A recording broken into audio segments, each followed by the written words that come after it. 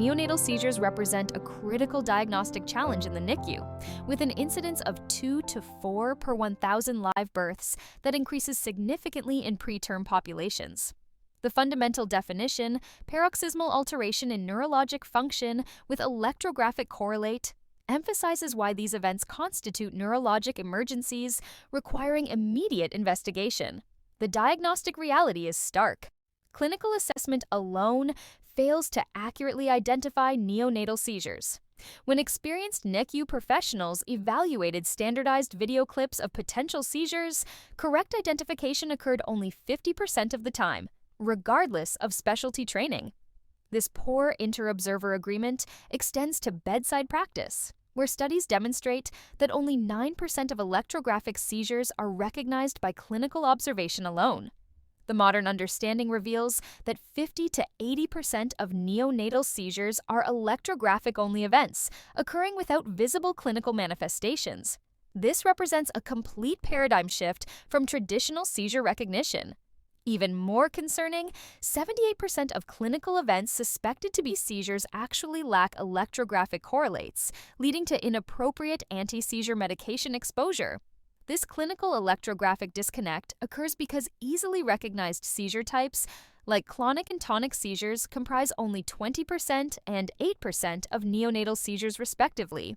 The majority present as subtle or electrographic-only events that escape clinical detection. EEG confirmation has therefore become the gold standard for neonatal seizure diagnosis. This isn't simply recommended practice. It's essential for accurate diagnosis, appropriate treatment decisions, and preventing both undertreatment of true seizures and overtreatment of non-epileptic events. The requirement for EEG evaluation fundamentally distinguishes neonatal seizure management from seizure care in older populations. The 2021 ILAE classification represents a fundamental shift in how we understand and diagnose neonatal seizures, moving away from purely clinical descriptions toward an EEG-centered approach. This framework addresses the critical diagnostic challenges we face daily in the NICU. The classification creates 3 distinct categories based on EEG findings. Clinical-only seizures describe paroxysmal clinical events without EEG correlates, essentially, movements that appear seizure-like but lack electrographic confirmation. These events highlight why clinical observation alone cannot reliably diagnose neonatal seizures. Electroclinical seizures represent true epileptic events with both visible clinical manifestations and corresponding EEG changes. The ILAE further subdivides these based on their clinical presentation. Motor seizures involve abnormal movements, including automatisms, clonic, tonic, myoclonic, and epileptic spasms. Non-motor seizures present more subtly through autonomic changes like cardiovascular or respiratory alterations or behavioral arrest, where normal activities pause. Sequential seizures progress through multiple features without a single predominant characteristic, classically associated with KCNQ2 encephalopathy. EEG-only seizures occur without visible clinical signs and constitute the majority of neonatal seizure burden. These electrographic-only events underscore why continuous EEG monitoring has become essential in modern neonatal seizure management. The technical EEG criteria establish objective standards for seizure identification. Sudden EEG changes with repetitive, evolving waveforms of at least 2 microvolts amplitude lasting minimum 10 seconds, with separate events requiring at least 10-second intervals. These specific parameters provide standardized definitions that eliminate subjective interpretation and ensure consistent seizure recognition across institutions. This classification system directly impacts clinical decision-making by clearly delineating which events require anti-seizure treatment and emphasizing that effective seizure management requires EEG confirmation rather than clinical suspicion alone. Motor seizures represent the most recognizable forms of neonatal seizures, yet distinguishing them from non-epileptic movements requires understanding specific clinical characteristics that become crucial for both bedside recognition and certification exam success. Clonic seizures demonstrate rhythmic jerking movements characterized by a rapid flexor phase followed by a slower extension phase. This asymmetric pattern distinguishes them from the equal phase movements of jitteriness. The critical diagnostic feature is persistence, despite gentle passive flexion of the affected limb. Jitteriness stops with repositioning, while clonic seizures continue unabated. Focal clonic seizures suggest localized brain injury, like perinatal stroke, while multifocal patterns indicate more diffuse processes such as hypoxic ischemic encephalopathy. Tonic seizures present as sustained flexion or extension, lasting seconds to minutes, affecting limbs, causing sustained eye deviation, or producing head turning. These can be focal, unilateral, or bilateral asymmetric patterns. A key clinical pearl: bilateral tonic extension without EEG correlate may represent brainstem release from extensive cortical dysfunction rather than true seizures, highlighting why EEG confirmation remains essential. Myoclonic seizures appear as lightning-fast jerks under 100 milliseconds, occurring focally, multifocally, or in generalized patterns. These movements are particularly associated with inborn errors of metabolism and early genetic epilepsies. Unlike other seizure types, myoclonus can be either epileptic or non-epileptic, requiring EEG with electromyography channels for definitive differentiation. Automatisms present as coordinated oral buccal lingual movements, often accompanied by impaired consciousness. These stereotyped behaviors frequently occur alongside other seizure types and can be mistaken for normal neonatal behaviors, making careful observation essential. The overarching principle for motor seizure recognition involves understanding that each type has specific non-epileptic mimics: tremor and jitteriness for clonic seizures, dystonic posturing for tonic seizures, and normal behaviors for automatisms. Successful identification requires recognizing these distinguishing features and understanding when EEG confirmation becomes mandatory for accurate diagnosis. Non-motor and sequential seizures represent the most challenging aspects of neonatal seizure recognition, requiring heightened clinical suspicion and mandatory EEG confirmation for accurate diagnosis. Autonomic seizures present as paroxysmal alterations in cardiovascular, pupillary, gastrointestinal, vasomotor, or respiratory function without alternative explanation and with electrographic correlate. The critical clinical reality is that these seizures are rare. Fewer than 5% of studies performed for isolated apnea demonstrate ictal correlates. This statistic becomes essential for clinical decision-making. When you encounter unexplained apnea, bradycardia, or autonomic instability, seizures should be considered but aren't statistically likely. These seizures associate with specific anatomical lesions, including intraventricular hemorrhage, temporal lobe and occipital injuries, and early-onset epileptic encephalopathies, providing anatomical clues for when suspicion should be heightened. Behavioral arrest describes pauses in normal activities with ictal EEG correlate, but diagnosing this in neonates presents unique challenges. Normal newborns frequently pause their activities, making this determination exceptionally difficult.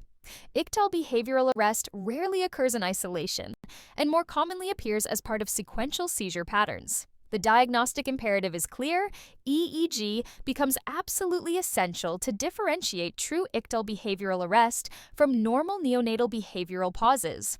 Sequential seizures represent perhaps the most complex seizure type, characterized by progression through multiple clinical features without a single predominant characteristic. These seizures demonstrate changing individual features and lateralization patterns, both within single seizures and between seizure events. The classic association is with KCNQ2 encephalopathy, though sequential seizures occur with other genetic epilepsies as well. The unifying principle across all non-motor and sequential seizures is that clinical recognition alone proves insufficient. These seizure types exemplify why the 2021 ILAE classification emphasizes EEG-centered diagnosis, and why continuous monitoring has become standard care in modern NICUs. For certification exam success, remember that non-motor seizures require the highest index of suspicion combined with immediate EEG evaluation for definitive diagnosis. Three major conditions account for 75% of neonatal seizures based on large multi-center registry data. The Neonatal Seizure Registry Consortium studied 426 newborns with EEG confirmed seizures across 7 tertiary centers, revealing hypoxic ischemic encephalopathy in 38%, ischemic stroke in 18%, and intracranial hemorrhage in 11%. Hypoxic ischemic encephalopathy dominates as the leading cause at 40 to 50%, affecting both term and preterm populations. HIE-related seizures typically begin within the first 24 hours of life, with peak frequency from 12 to 24 hours. These newborns carry high seizure burdens. 59% experience more than 7 electrographic seizures, and 10 to 15% develop electrographic status epilepticus. Therapeutic hypothermia has reduced seizure incidence in moderate HIE by approximately half, though seizures can still occur during cooling, rewarming, or rarely after return to normothermia. Perinatal arterial stroke ranks second at 10 to 18%, with incidence of approximately 1 in 1,600 to 5,000 births. Critical diagnostic clues distinguish stroke from HYE. Stroke patients appear active and alert between seizures, contrasting with the global encephalopathy seen in HYE. Stroke-related seizures typically begin after 12 hours of life, later than HIE seizures. Up to 97% of neonatal strokes diagnosed in the newborn period present with seizures, and 50% have seizures as the only recognized sign. Intracranial hemorrhage completes the major triad at 10 to 20%. In term infants, this includes subdural and subarachnoid bleeding, while preterm infants predominantly experience intraventricular hemorrhage, accounting for up to 45% of EEG confirmed seizures in this population. Secondary causes include infectious etiologies at 5%. Bacterial meningitis, viral encephalitis, and torch infections. Metabolic causes feature hypoglycemia as the predominant treatable cause across all gestational ages, followed by hypocalcemia, hyponatremia, and hypomagnesemia. Genetic causes encompass benign familial neonatal seizures from KCNQ2, KCNQ3, and SCN2.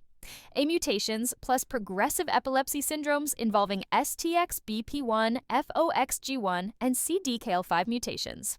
Brain malformations including polymicrogyria and hemimegalencephaly represent structural causes, while drug exposure and withdrawal syndromes from methadone, cocaine, and SSRIs contribute to seizure etiology.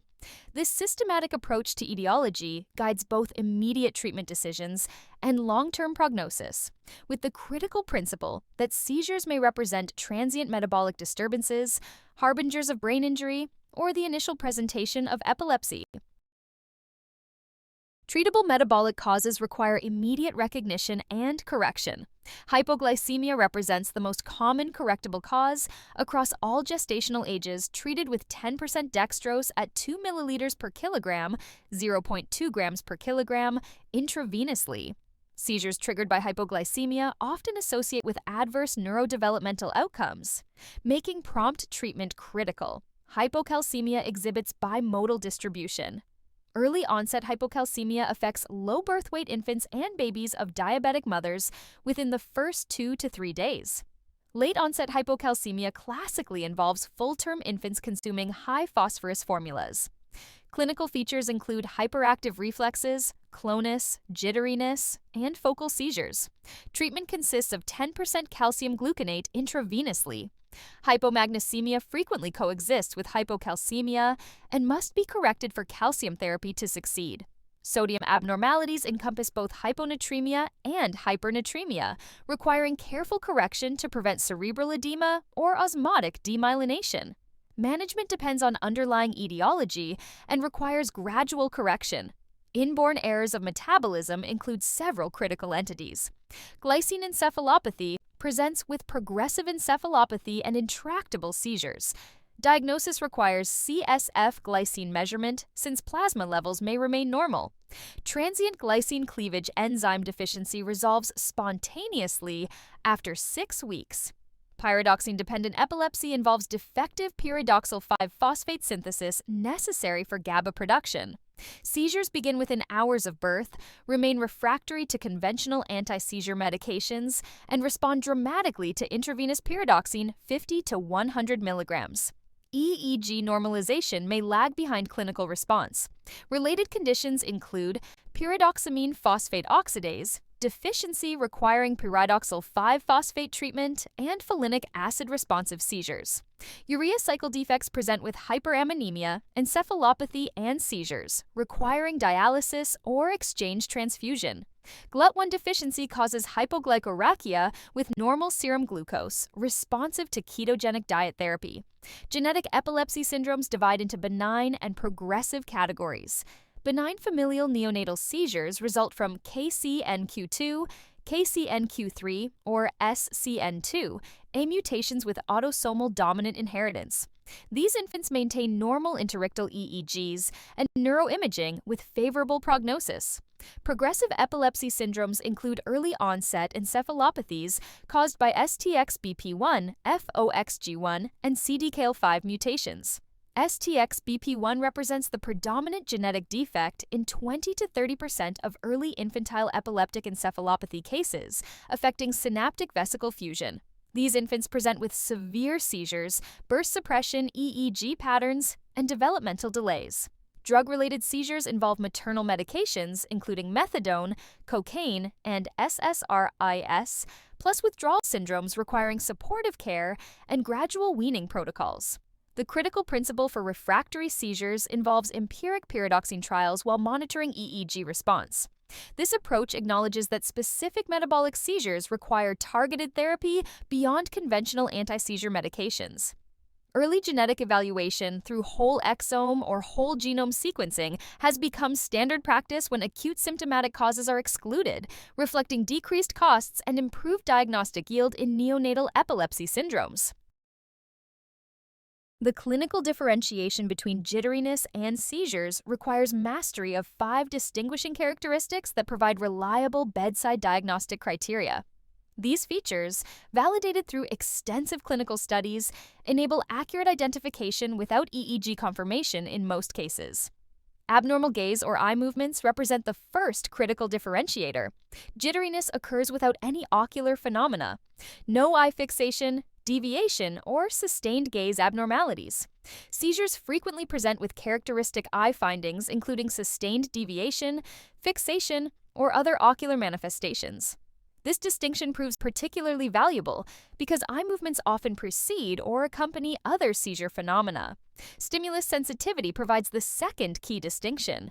Jitteriness demonstrates exquisite stimulus sensitivity. Movements can be provoked or intensified by external stimulation, handling, or environmental changes. Seizures typically remain unaffected by external stimuli, continuing their electrographic and clinical course regardless of manipulation or environmental modifications. Movement quality characteristics form the third differentiator. Jitteriness presents as tremor with alternating movements that maintain equal rate and amplitude during both flexion and extension phases. This symmetric oscillation contrasts sharply with seizure movements, which demonstrate clonic jerking characterized by distinct fast and slow components, rapid flexion followed by slower extension phases. Response to passive restraint constitutes the fourth distinguishing feature with immediate practical applications. Jitteriness movements cease when gentle passive flexion is applied to the affected limb. This maneuver effectively terminates jittery movements, providing an immediate bedside diagnostic test. Seizure movements persist despite passive restraint, continuing their rhythmic pattern regardless of positioning or gentle manipulation attempts. Associated autonomic changes complete the 5-point differentiation system. Jitteriness occurs without accompanying autonomic manifestations. No tachycardia, blood pressure changes, apnea, cutaneous vasomotor phenomena, pupillary changes, salivation, or drooling. Seizures may present with one or multiple autonomic changes, including cardiovascular instability, respiratory alterations, or other autonomic dysfunction. These 5 characteristics provide a systematic approach to clinical differentiation that has demonstrated reliability across multiple studies. The framework proves particularly valuable given that jitteriness affects 44% of healthy term infants and commonly occurs with metabolic derangements, including hypoglycemia, hypocalcemia, drug withdrawal, and hypoxic ischemic encephalopathy. Accurate differentiation prevents unnecessary anti-seizure medication exposure while ensuring appropriate treatment of true seizures. Benign neonatal sleep myoclonus represents the most important non-epileptic movement to recognize due to its dramatic appearance and potential for misdiagnosis. This condition occurs exclusively during sleep stages, particularly quiet non-REM sleep, and demonstrates several pathognomonic features. Episodes last several minutes and present as pronounced arrhythmic myoclonic jerks with varying amplitude that affect multiple body regions but typically spare the face. Critical diagnostic features include complete cessation upon awakening and the paradoxical response to gentle rocking of the crib mattress in a head-to-toe direction, which can provoke or intensify movements. EEG monitoring during episodes reveals no ictal correlates, with interictal findings remaining normal or showing only minor nonspecific abnormalities. The condition typically resolves by 3 months of age, though some cases persist until 6 to 12 months. A crucial clinical caveat involves benzodiazepine administration. These medications can exacerbate or provoke benign neonatal sleep myoclonus, making accurate initial diagnosis essential to prevent iatrogenic worsening. The neurologic outcome remains uniformly normal, distinguishing this entity from pathologic myoclonus associated with encephalopathy or metabolic disorders. Dyskinesias and dystonia present complex diagnostic challenges in encephalopathic neonates who may simultaneously experience both movement disorders and seizures. Dystonia involves involuntary sustained or intermittent co-contraction of agonist and antagonist muscles, resulting in abnormal postures that can mimic tonic seizures. These movement disorders associate with basal ganglia dysfunction from intrapartum or antepartum injury, particularly affecting deep gray matter structures. Specific metabolic disorders, including maple syrup urine disease and monoamine neurotransmitter disorders, can present with hypertonicity, opisthotonis, or dystonic posturing in the neonatal period. The diagnostic complexity increases in encephalopathic infants who frequently exhibit both dyskinetic movements and epileptic events. Video EEG monitoring becomes essential for definitive differentiation, as clinical observation alone cannot reliably distinguish between these entities. The movements often appear purposeful or voluntary, further complicating bedside recognition. Drug-induced myoclonus deserves specific mention, particularly midazolam-induced and lorazepam-induced myoclonus reported in preterm and very low birth weight neonates. These iatrogenic movements require recognition to avoid continued administration of offending medications during the neonatal period. The developmental nature of this response means benzodiazepines can be safely used in infancy and childhood without similar concerns. The overarching principle for non-epileptic movement differentiation emphasizes that when clinical uncertainty exists, EEG evaluation provides definitive resolution. This approach prevents inappropriate anti-seizure medication exposure while ensuring proper recognition and management of true seizures. The combination of careful clinical observation, recognition of characteristic features, and judicious use of EEG monitoring enables accurate diagnosis across the spectrum of neonatal movement disorders. Conventional EEG monitoring represents the gold standard for neonatal seizure detection and management, requiring specific technical specifications and monitoring protocols established by the American Clinical Neurophysiology Society in 2011. These evidence-based guidelines provide standardized care recommendations while acknowledging institutional resource variations. Electrode placement follows the international 10-20 system with modified neonatal montages for smaller infants. Multiple electrodes provide comprehensive brain coverage, supplemented by essential physiologic monitoring, including electrocardiogram leads, respiratory monitoring, eye movement detection, and electromyography channels. This multimodal approach enables correlation between electrographic events and physiologic changes, particularly important given the high prevalence of autonomic seizure manifestations in neonates. Video recording integration proves essential for clinical correlation, allowing precise temporal relationships between observed behaviors and electrographic events. This capability becomes critical when differentiating seizures from non-epileptic movements, particularly in encephalopathic infants who may exhibit both seizures and movement disorders simultaneously. Monitoring duration recommendations reflect the temporal patterns of neonatal seizures and the limitations of brief recordings.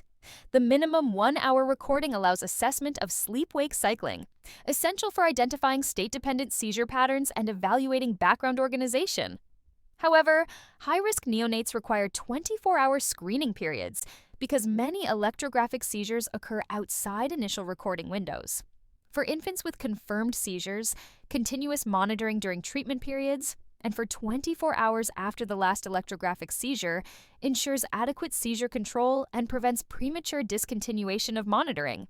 This approach recognizes that electroclinical dissociation can occur following anti-seizure medication administration, with clinical seizures resolving while electrographic activity persists. Technical requirements emphasize the expertise necessary for accurate interpretation. Experienced electroencephalographers with neonatal training must distinguish normal developmental EEG features from pathologic patterns, while skilled technologists ensure proper electrode application and signal quality. The complexity of neonatal EEG interpretation, encompassing gestational age-specific patterns and maturational changes, demands specialized knowledge beyond general electroencephalography training. Resource considerations acknowledge that comprehensive EEG monitoring requires significant institutional commitment, including dedicated personnel, equipment, and interpretive expertise. However, the clinical benefits of accurate seizure detection, appropriate medication management, and prognostic assessment justify these resource investments in high-risk neonatal populations. The evidence supporting continuous EEG monitoring demonstrates that clinical observation alone identifies fewer than 10% of neonatal seizures compared to electrographic detection. This striking discrepancy emphasizes why conventional EEG monitoring has become the standard of care for neonatal seizure evaluation and management. EEG background patterns provide critical prognostic information that directly influences clinical decision-making and counseling. The relationship between background abnormalities and neurologic outcomes has been established through extensive clinical studies, with normal backgrounds carrying exceptional predictive value. Normal EEG patterns demonstrate continuous voltage with appropriate amplitude and reactivity for gestational age, accompanied by well-established sleep-wake cycling patterns. Term infants exhibit characteristic tracé alternate during quiet sleep, alternating with high-voltage continuous delta patterns. Wakefulness presents low-voltage mixed theta-delta activity, while active sleep shows mixed medium-voltage delta-theta patterns. The prognostic significance of normal backgrounds approaches 100% positive predictive value for favorable outcomes. Studies consistently demonstrate that newborns with seizures occurring on normal EEG backgrounds generally achieve normal developmental outcomes. This finding proves particularly valuable for early prognostication and family counseling, as normal patterns identified within the first 6 hours of life that remain stable reliably predict normal outcomes at 2 years of age. Sleep-wake cycling assessment requires extended monitoring periods and provides additional prognostic information. The presence, quality, and timing of sleep-wake cycling recovery reflects injury severity. Return of cycling before 36 hours correlates with favorable outcomes, while delayed recovery beyond 36 hours associates with poor prognosis. This temporal relationship becomes essential for prognostic discussions and treatment planning. Abnormal background patterns encompass several categories with varying prognostic implications. Burst suppression patterns characterize severe bilateral cerebral disease, featuring prolonged voltage suppression periods below 5 microvolts interrupted by brief bursts of abnormal activity.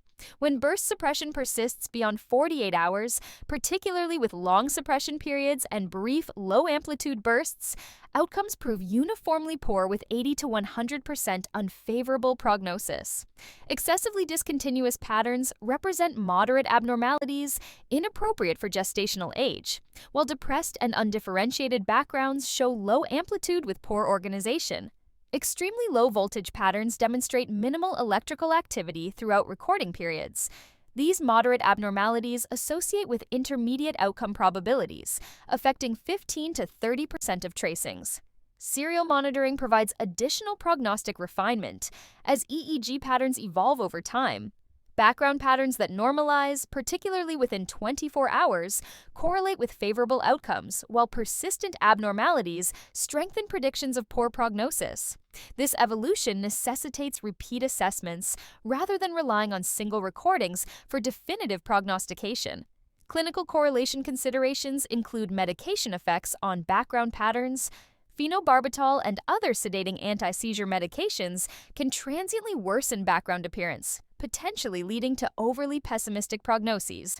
Additionally, therapeutic hypothermia influences background interpretation, with slower activity expected during cooling and delayed normalization patterns during rewarming phases. The combination of background pattern assessment with seizure burden quantification enhances prognostic accuracy, providing comprehensive neurophysiologic evaluation that guides both acute management decisions and long-term outcome discussions with families. Amplitude-integrated EEG provides bedside neurophysiologic monitoring through significant technical modifications that enable real-time seizure detection by neonatologists. The system employs a reduced electrode configuration using either 2-electrode single-channel or 4-electrode dual-channel montages, typically positioned over central parietal regions, to optimize seizure detection while minimizing technical complexity. Signal processing involves multiple algorithmic steps, including semi-logarithmic amplitude compression, rectification, smoothing, and time compression. The system first amplifies the raw EEG signal and passes it through asymmetric bandpass filtering that attenuates activity below 2 Hz and above 15 Hz, minimizing electrical artifacts. The processed signal abstracts minimum and maximum amplitude values during each time epoch, creating compressed tracings that display several hours of data on a single screen. Seizure recognition on aEEG demonstrates characteristic morphologic patterns. Electrographic seizures produce sudden sustained increases of both upper and lower amplitude margins, appearing as distinctive upward arches on the compressed display. Concurrent raw EEG examination reveals monomorphic waveforms consistent with seizure activity, providing confirmatory evidence for seizure identification. The technical advantages driving widespread aEEG adoption center on practical implementation benefits. Bedside availability enables continuous monitoring without requiring dedicated EEG technologist support for electrode application. The simplified electrode array allows nursing staff to maintain monitoring, while pattern recognition-based interpretation reduces dependence on specialized neurophysiology expertise. Cost reduction compared to conventional EEG monitoring makes aEEG accessible for institutions with limited neurophysiology resources. Real-time interpretation capabilities represent a critical advantage for clinical management. Neonatologists can assess both background patterns and seizure activity continuously, enabling immediate therapeutic responses without delays associated with EEG technologist availability or remote interpretation. This immediate accessibility proves particularly valuable during periods when conventional EEG support remains unavailable. The manufacturer variations in processing algorithms produce slight differences in final display characteristics, though core seizure recognition patterns remain consistent across platforms.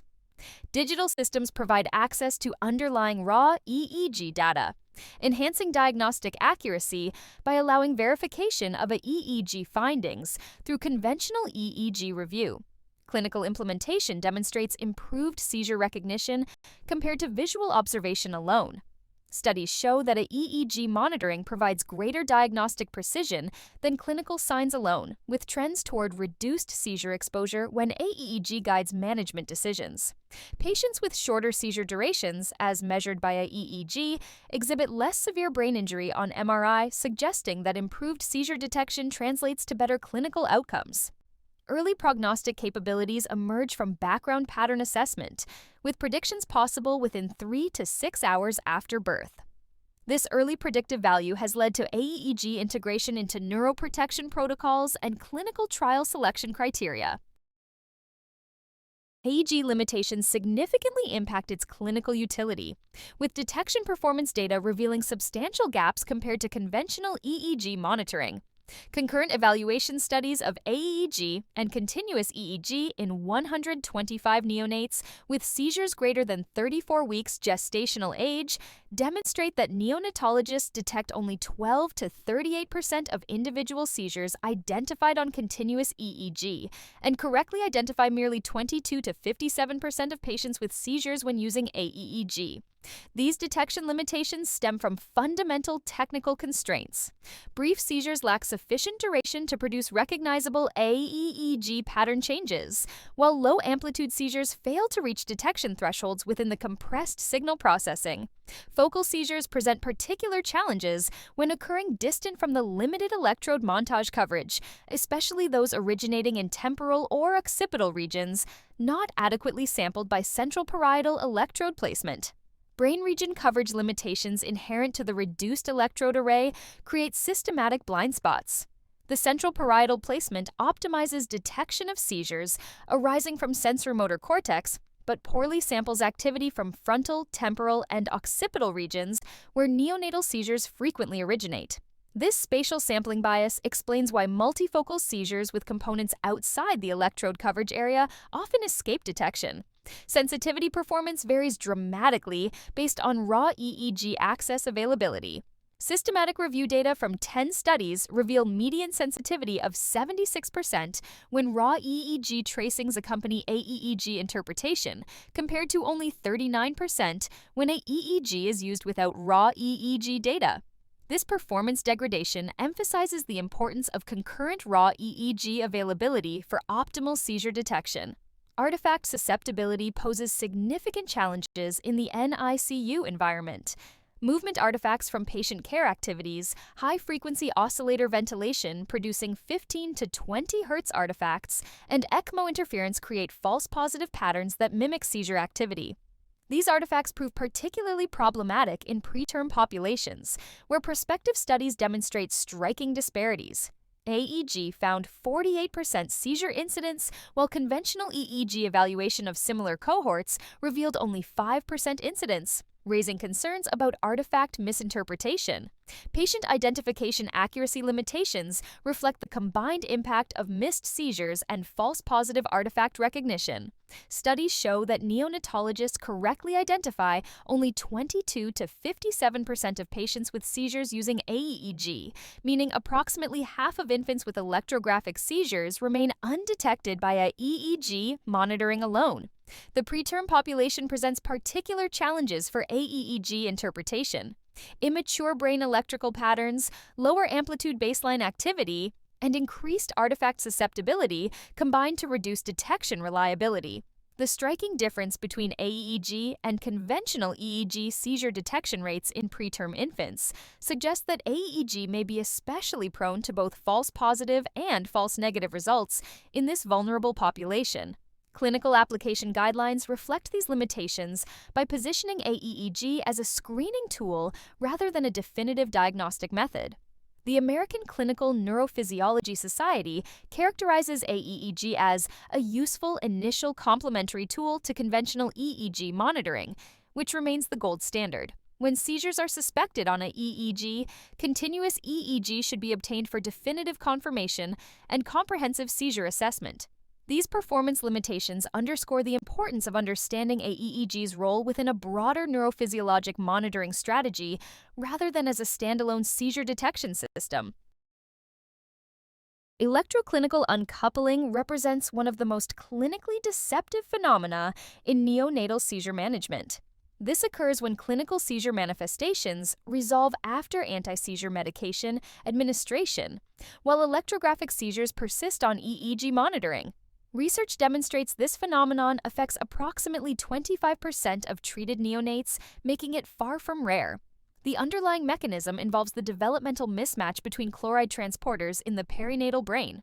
NKCC1, responsible for chloride influx, peaks during the neonatal period, while KCC2, responsible for chloride efflux, remains relatively low. This creates abnormally high intracellular chloride levels. When GABA receptors are activated by medications like phenobarbital or benzodiazepines, chloride efflux occurs, causing depolarization and paradoxical excitation rather than inhibition. The key to understanding electroclinical uncoupling lies in the caudal to rostral maturation pattern of these transporters. Brainstem and spinal motor systems mature before cortical regions, achieving normal chloride levels and effective GABA-mediated inhibition earlier than the cortex. Therefore, anti-seizure medications successfully eliminate motor manifestations through brainstem inhibition, while cortical seizures continue unabated. This creates a dangerous clinical illusion. Healthcare providers observe apparent seizure cessation and may incorrectly assume treatment success. However, ongoing cortical seizures can continue causing neurological injury despite the absence of visible clinical signs. The clinical implications are profound.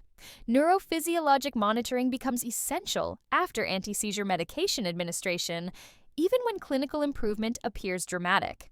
EEG monitoring must continue beyond clinical seizure resolution to detect persistent electrographic activity. Treatment decisions should be based on electrographic response, not solely clinical observation. This principle has fundamentally changed NICU monitoring protocols, emphasizing continuous EEG or amplitude-integrated EEG as standard practice for detecting the majority of neonatal seizures that occur without clinical correlates. Near-infrared spectroscopy revolutionizes bedside neurological monitoring by providing continuous, non-invasive assessment of cerebral hemodynamics. The technology operates in the near-infrared light spectrum between 700 and 1,000 nanometers, where light penetrates tissue effectively while being differentially absorbed by oxygenated and deoxygenated hemoglobin. The fundamental mechanism relies on the distinct absorption spectra of these two hemoglobin states. Oxygenated hemoglobin absorbs more light at specific wavelengths compared to deoxygenated hemoglobin, creating measurable differences that sophisticated algorithms convert into cerebral regional oxygen saturation values, commonly termed RSGO2. This calculated value represents the percentage ratio of oxygenated hemoglobin to total hemoglobin within the cortical tissue being monitored. Think of RSGO2 as a real-time window into the brain's oxygen economy, reflecting the delicate balance between oxygen delivery through cerebral blood flow and oxygen consumption by metabolically active neural tissue.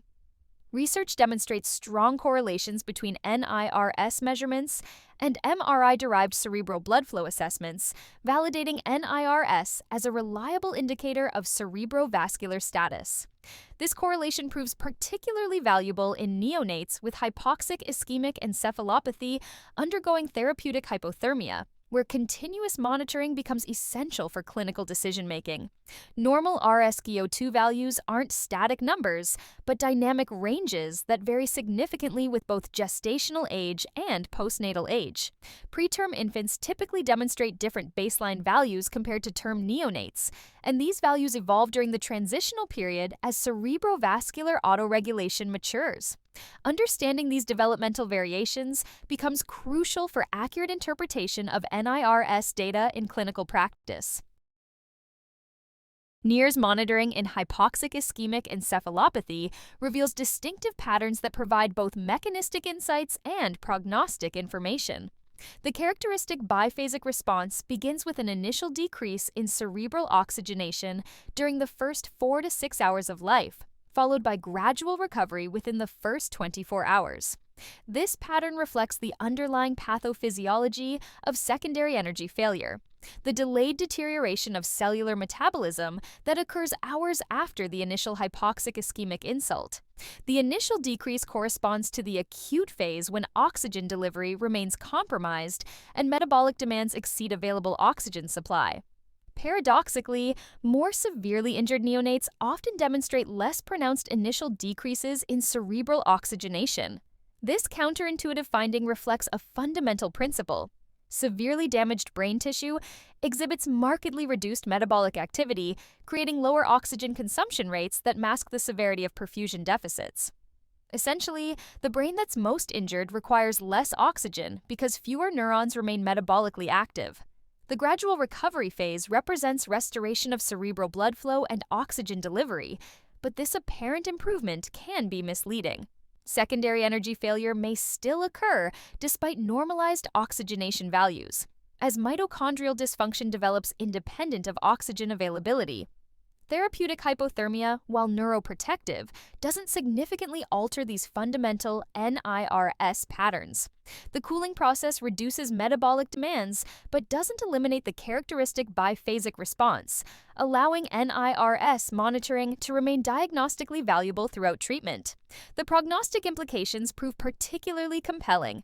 Neonates who maintain persistently elevated cerebral oxygenation beyond 24 hours demonstrate significantly worse outcomes on MRI imaging and neurodevelopmental assessments at 2 years.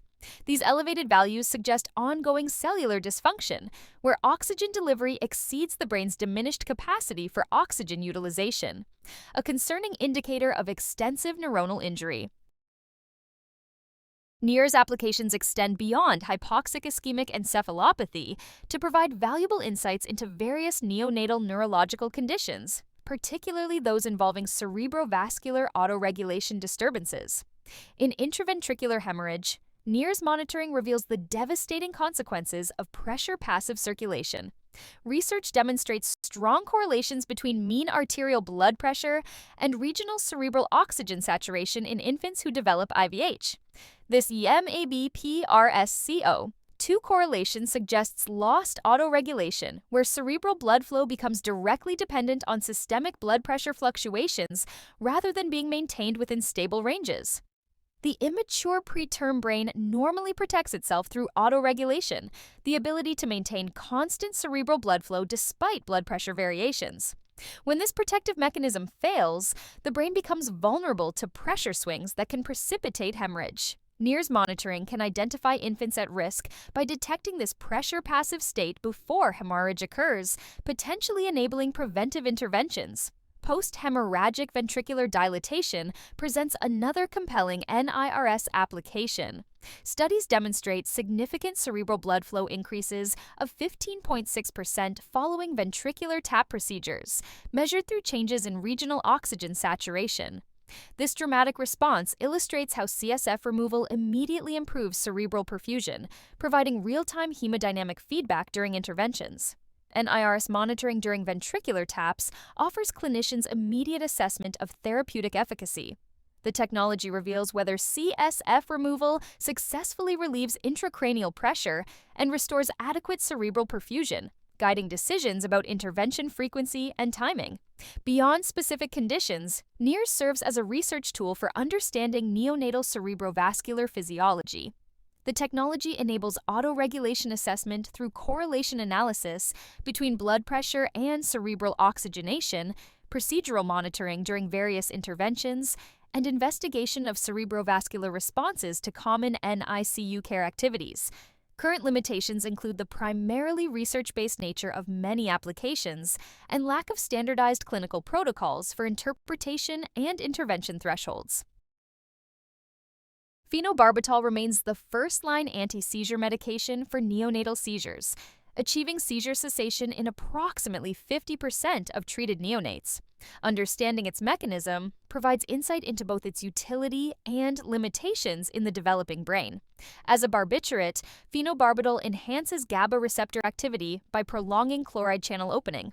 This mechanism becomes clinically relevant when we consider the paradoxical nature of GABA in neonatal brains, where GABA often remains excitatory rather than inhibitory due to immature chloride transporter development.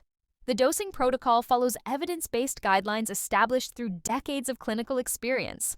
The initial loading dose of 20 milligrams per kilogram administered intravenously over 10 to 15 minutes targets a blood level of approximately 20 to 40 to 60 micrograms per milliliter, the threshold for measurable anticonvulsant effect. Weight and gestational age don't significantly influence this dose-blood level relationship, though infants under 30 weeks may require slightly lower doses.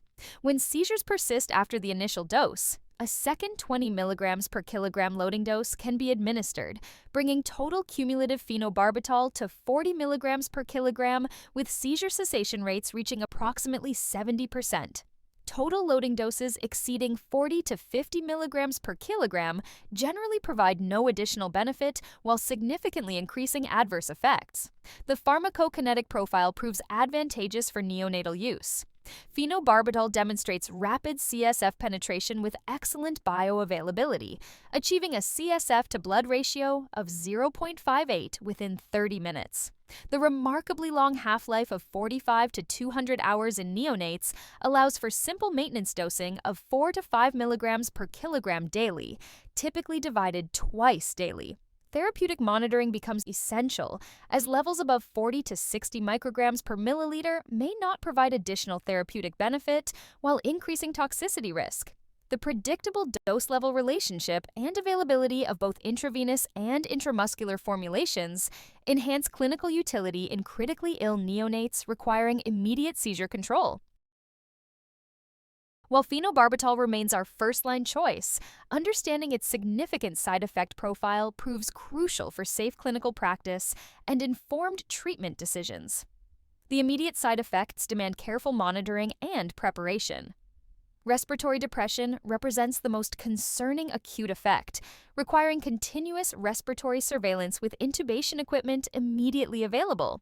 This respiratory compromise often occurs dose-dependently and can be life-threatening in vulnerable neonates with compromised respiratory function.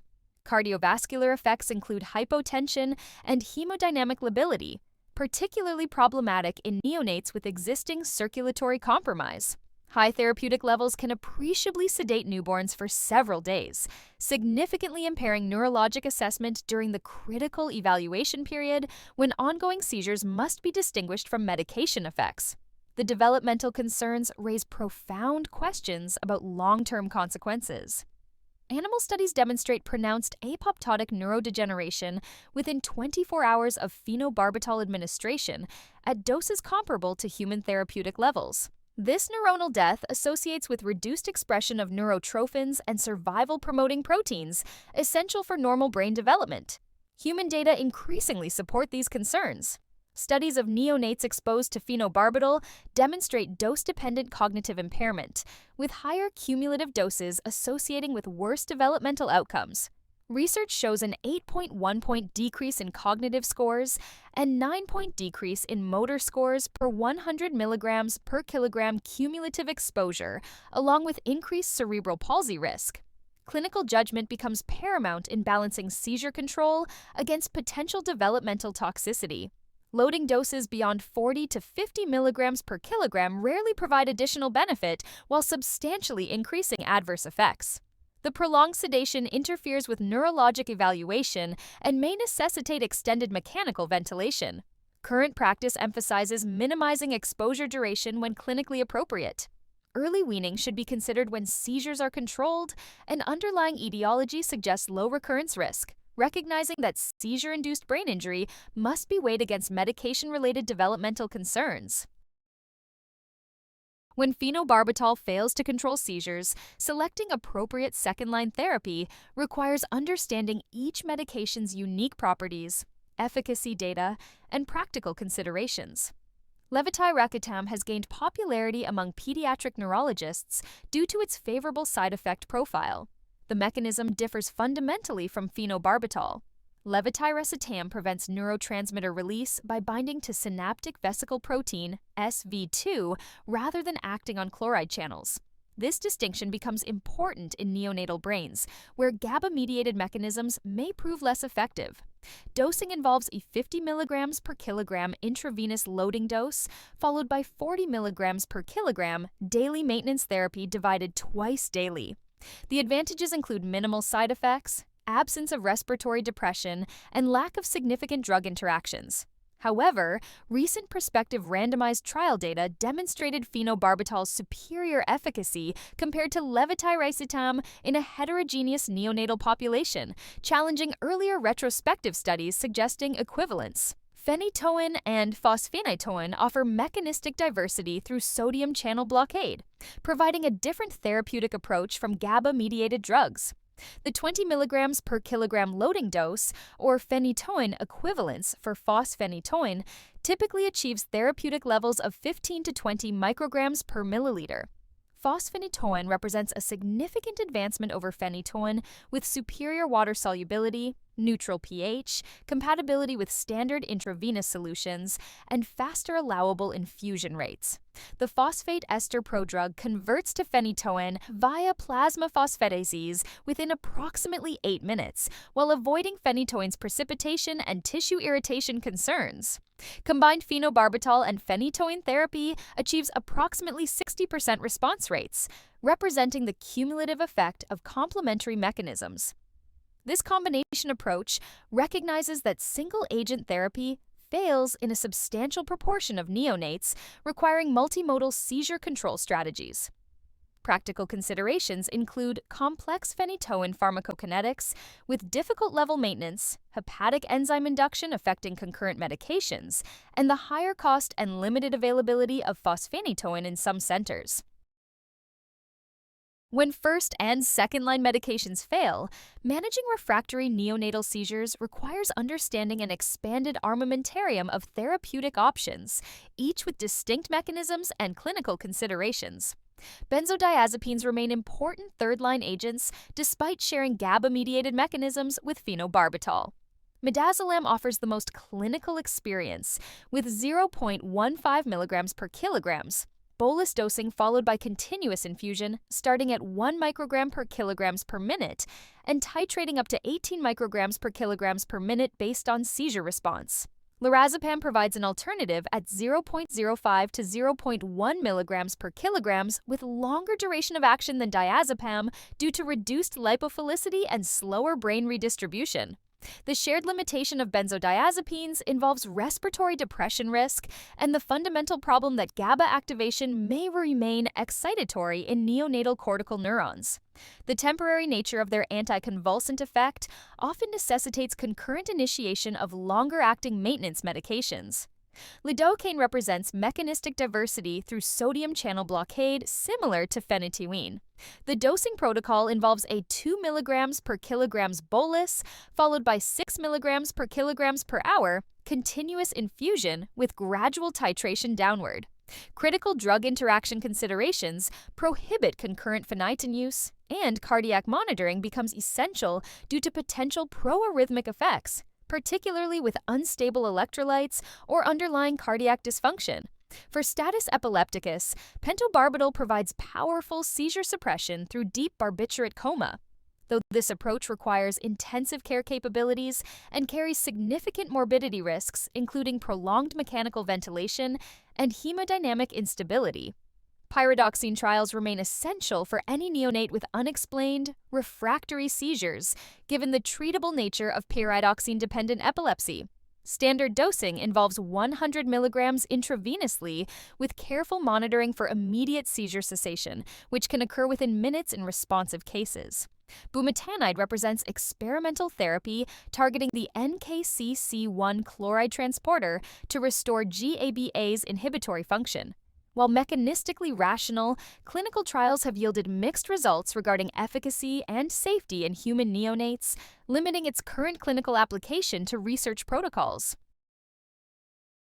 Modern neonatal seizure management has shifted dramatically toward minimizing anti-seizure medication exposure, reflecting our growing understanding of both seizure recurrence patterns and potential developmental consequences of prolonged treatment.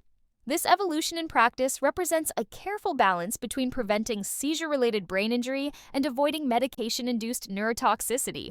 Current evidence supports early discontinuation strategies when clinical conditions permit. The World Health Organization provides clear guidance, recommending consideration of weaning after 72 hours of treatment when neurologic examination and EEG patterns normalize. This recommendation stems from compelling data showing low seizure recurrence rates following early medication withdrawal in neonates with acute symptomatic seizures. The weaning decision requires careful assessment of multiple risk factors that predict seizure recurrence. The nature of underlying pathology proves most predictive. Neonates with structural brain malformations or genetic epilepsy syndromes carry substantially higher recurrence risks than those with metabolic or hypoxic ischemic causes. Neuroimaging findings provide additional prognostic information, with extensive cortical injury or malformations suggesting continued treatment need. Clinical protocols typically require a seizure-free period of at least 48 to 72 hours before considering discontinuation. This interval allows assessment of seizure tendency independent of acute precipitating factors while avoiding unnecessarily prolonged exposure in neonates unlikely to develop ongoing epilepsy. When multiple medications have been required for seizure control, systematic individual weaning becomes essential. Each drug should be discontinued separately rather than simultaneously, allowing assessment of seizure recurrence risk with each withdrawal. Phenobarbital typically represents the final medication to be discontinued, given its long half-life and established efficacy profile. EEG surveillance during the weaning process provides objective assessment of seizure recurrence and helps distinguish between clinical events and true electrographic seizures. This monitoring becomes particularly important given the high frequency of subclinical seizures in neonates and the potential for electroclinical uncoupling following treatment. Outcome data strongly support early discontinuation approaches. Most neonates with acute symptomatic seizures do not develop later epilepsy, making prolonged prophylactic treatment unnecessary in the majority of cases. Early discontinuation may prevent potential developmental effects while maintaining equivalent long-term seizure control outcomes. Successful neonatal seizure management begins with systematic evaluation and correction of treatable metabolic causes before initiating anti-seizure medications. This fundamental principle recognizes that certain seizure etiologies respond definitively to specific metabolic interventions, potentially eliminating the need for traditional anti-seizure drugs entirely. Hypoglycemia represents the most immediately correctable seizure cause and demands urgent intervention. Treatment involves intravenous administration of 10% dextrose at 2 milliliters per kilogram, followed by maintenance of high glucose infusion rates up to 0.5 grams per kilograms hour when necessary.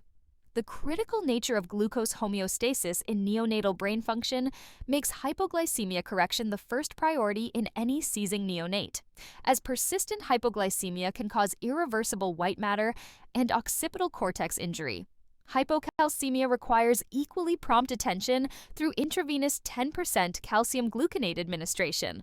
The clinical approach must include concurrent magnesium level assessment, as hypomagnesemia frequently coexists with hypocalcemia and prevents effective calcium repletion until corrected. This metabolic interdependence explains why isolated calcium replacement may fail without addressing underlying magnesium deficiency. Electrolyte abnormalities, including hyponatremia and hypernatremia, require etiology-specific management approaches. Hyponatremia may reflect inappropriate antidiuretic hormone secretion, renal dysfunction, or iatrogenic causes, while hypernatremia often results from inadequate fluid intake or concentrated sodium administration. Correction must proceed cautiously to avoid rapid osmotic shifts that could exacerbate brain injury. Pyridoxine-dependent epilepsy represents a treatable genetic cause of refractory neonatal seizures that requires immediate consideration in any neonate with unexplained, medication-resistant seizures. The diagnostic trial involves intravenous pyridoxine administration while maintaining continuous EEG monitoring, as seizure cessation typically occurs within minutes in responsive cases. The dramatic nature of this response makes pyridoxine trials essential in the evaluation algorithm for refractory seizures. Throughout any seizure treatment protocol, preparation for respiratory support remains paramount. Equipment for intubation must be immediately available, as anti-seizure medications commonly cause respiratory depression, particularly in combination. The expectation of potential respiratory compromise should guide staffing and resource allocation during acute seizure management. Continuous EEG monitoring provides the foundation for accurate treatment assessment. Clinical observation alone fails to detect the majority of neonatal seizures, making neurophysiologic monitoring essential for determining true seizure response to interventions and guiding therapeutic decisions. Understanding gestational age-dependent differences in seizure presentation, EEG interpretation, and medication management proves essential for providing optimal neonatal seizure care. These developmental considerations influence every aspect of clinical decision-making, from seizure recognition to treatment protocols. Preterm and term neonates demonstrate fundamentally different seizure characteristics that affect both diagnosis and management approaches. Preterm seizures typically present more subtly than their term counterparts, often manifesting as fragmentary, brief episodes that challenge clinical recognition. Rather than the sustained rhythmic movements seen in term neonates, preterm infants more commonly exhibit apnea, bradycardia, and oxygen desaturations as primary seizure manifestations. The underlying etiologies also differ significantly between gestational age groups. Preterm neonates face higher risks for intraventricular hemorrhage and periventricular leukomalacia, reflecting the vulnerability of the immature germinal matrix and developing white matter. Term neonates more frequently experience hypoxic ischemic encephalopathy, perinatal stroke, and metabolic disturbances as seizure causes. EEG interpretation requires careful consideration of gestational age-appropriate patterns to distinguish normal developmental variants from pathologic findings. In extremely preterm infants, less than 30 weeks gestational age, discontinuous background patterns represent normal findings rather than pathologic abnormalities. These neonates also demonstrate very brief seizures that may last only seconds, challenging traditional seizure definitions based on term infant patterns. Between 30 to 34 weeks gestational age, transitional patterns emerge as sleep-wake cycling begins to develop. Background assessment during this period requires expertise in recognizing normal maturational changes versus abnormalities that suggest brain injury or dysfunction. Beyond 34 weeks gestational age, more mature EEG patterns allow clearer seizure morphology recognition. The development of organized sleep-wake cycling and more continuous background patterns facilitates both seizure detection and background abnormality assessment. Medication dosing adjustments become necessary in the most premature infants. Research demonstrates that neonates less than 30 weeks gestational age may require slightly lower phenobarbital doses to achieve equivalent blood levels compared to more mature infants. This finding reflects developmental differences in drug metabolism and distribution that affect therapeutic targeting. Pharmacokinetic considerations extend beyond initial dosing to include prolonged medication half-lives in very preterm infants. These extended elimination times necessitate more frequent level monitoring and careful attention to cumulative drug exposure, as immature hepatic and renal function systems require longer intervals to clear administered medications. Etiology drives epilepsy risk more powerfully than any other factor. Brain malformations carry the highest risk, approaching 100% for severe cortical dysgenesis like hemimegalencephaly or extensive polymicrogyria. These structural abnormalities create permanent epileptogenic zones where normal electrical activity remains disrupted throughout life. Research demonstrates 18% of neonates with seizures develop epilepsy, with 70% of cases manifesting within the first year. The underlying neuropathologic process that caused the initial seizures determines this risk far more than seizure characteristics themselves. HIE-related seizures show 50% normal development rates when seizures are the primary manifestation. However, outcomes correlate directly with HIE severity rather than seizure presence.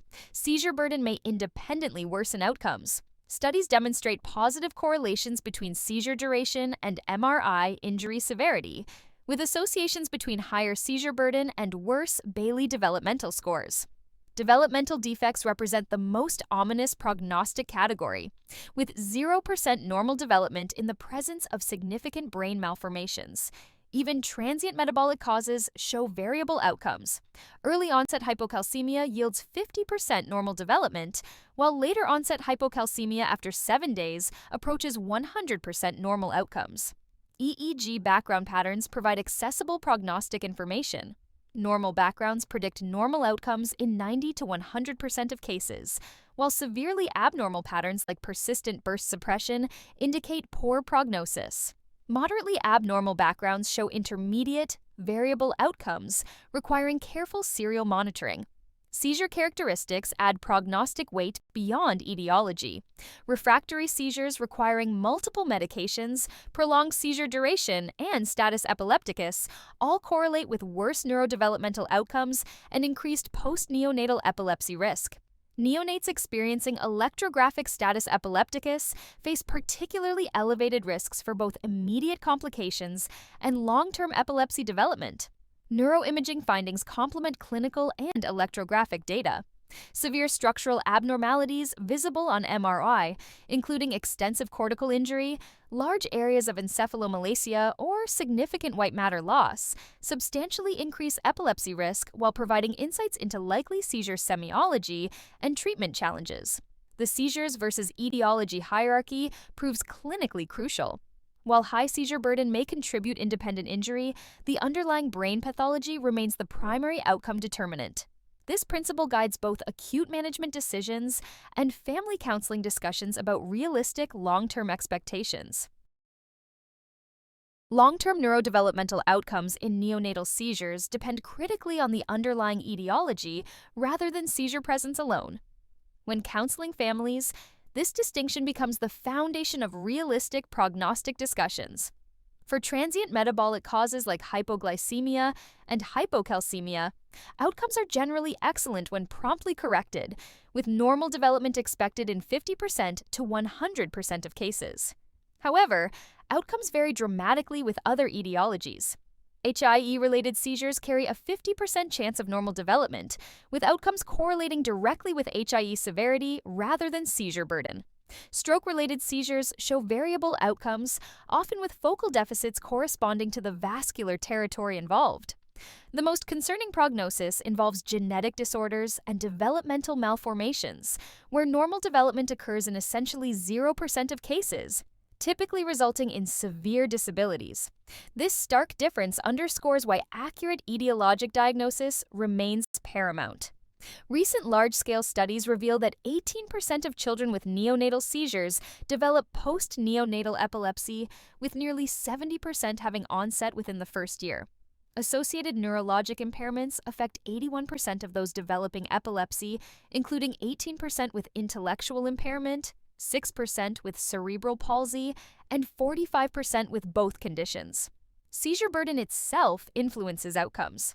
Higher seizure exposure correlates with worse cognitive and motor developmental scores, independent of underlying etiology. Prolonged anti-seizure medication exposure, particularly with older agents, may also impact development, though this must be balanced against seizure control benefits. When counseling families, honest communication about prognostic uncertainty remains essential. Emphasize that the underlying cause, not seizures themselves, primarily determines outcome. Stress the importance of early intervention services and developmental monitoring, regardless of initial prognosis. Reassure families that seizure recurrence risk remains low in most neonatal seizure patients. Tailor expectations to the specific etiology and severity while maintaining hope where appropriate, always acknowledging the inherent uncertainty in individual predictions. Clinical recognition of neonatal seizures presents unique challenges that demand evidence-based approaches. EEG confirmation remains absolutely essential, as fewer than 50% of paroxysmal clinical events are correctly identified as seizures regardless of observer specialty. Studies demonstrate that only 9% of electrographic seizures are correctly identified by neonatal staff through clinical observation alone. Distinguishing jitteriness from seizures requires systematic assessment using 5 key criteria.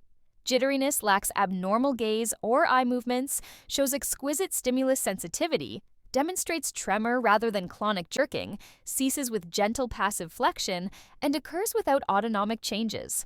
These characteristics reliably differentiate jitteriness from seizures, preventing unnecessary anti-seizure medication exposure. Treatment priorities must address metabolic causes first before initiating anti-seizure medications. Despite ongoing concerns about developmental effects, phenobarbital remains the most effective first-line treatment, achieving seizure control in approximately 70% of newborns when used appropriately. Loading doses of 20 milligrams per kilogram, followed by additional doses if needed, typically achieve therapeutic levels around micrograms per milliliter. A critical phenomenon occurs in 25% of treated neonates, electroclinical uncoupling, where persistent EEG seizures continue despite clinical resolution. This occurs because GABA-mediated medications like phenobarbital eliminate motor manifestations through brainstem inhibition, while cortical seizure activity persists. This finding mandates continuous EEG monitoring during treatment and for 24 hours after the last clinical seizure. Current practice trends toward shorter treatment courses when seizures remain controlled. Gestational age significantly influences both seizure patterns and medication responses, with preterm infants requiring modified approaches. Remember that underlying etiology, not seizures themselves, primarily determines long-term prognosis.